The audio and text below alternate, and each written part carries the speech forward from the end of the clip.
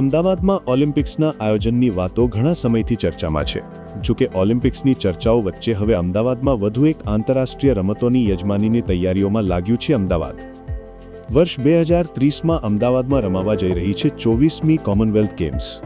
20 વર્ષ બાદ ભારતને મળી રહી છે કોમનવેલ્થ ગેમની યજમાની.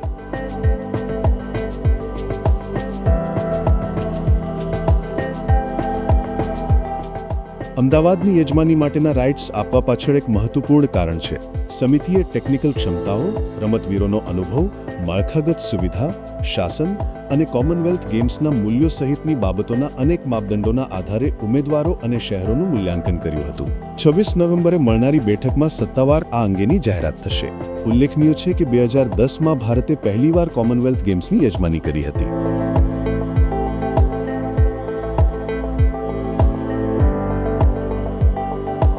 ગ્લાસગોમાં 2026 ગેમ્સની ઔપચારિક પ્રક્રિયાના ભાગરૂપે કોમનવેલ્થ દેશોમાં તેની યાત્રામાં ઐતિહાસિક કિંગ્સ બેટન રિલે 11 નવેમ્બરથી નવી દિલ્હીમાં પ્રદર્શિત કરવામાં આવ્યું હતું.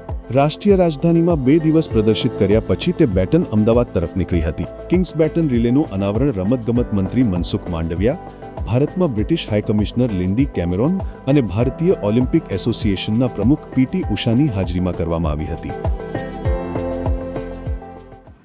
નયા ભારત बड़े स्पोर्ट्स टूर्नामेंट भी कर सकता है.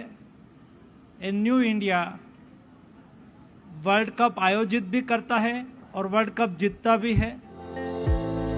આ કાર્યક્રમમાં 2 વખતના CWG ગોલ્ડ મેડલ વિજેતા યોગેશ્વર દત્ત, 13 વખતમાં CWG મેડલ વિજેતા અચંતા શરદ કમલ અને 10 વખતના CWG મેડલ વિજેતા ગગન નારંગ સહિત અન્ય ખેલાડીઓ પણ હાજરી આપી હતી. ગ્લાસગો આગામી વર્ષે કોમનવેલ્થ ગેમ્સનું આયોજન કરશે, જે બીજા વર્ષે પણ ચાલુ રહેશે. 2022 ગેમ્સનું આયોજન બર્મિંગહામ દ્વારા કરવામાં આવ્યું હતું. શરૂઆતમાં આ ગેમ્સ ઓસ્ટ્રેલિયાના વિક્ટોરિયામાં યોજાવાની હતી, પરંતુ વધતા ખર્ચને કારણે સરકારે તેમાં ભાગ લીધો ન હતો.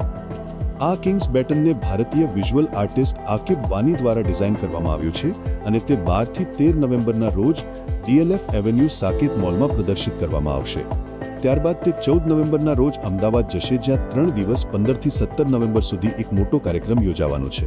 અમદાવાદ 2030 કોમનવેલ્થ ગેમ્સનું આયોજન કરવા માટે એકમાત્ર દાવેદાર છે, જેમાં કોમનવેલ્થ સ્પોર્ટના એક્ઝિક્યુટિવ બોર્ડે પણ શતાબ્દી કોમનવેલ્થ ગેમ્સનું આયોજન કરવાના પોતાના ઇરાદાની ભલામણ કરી છે.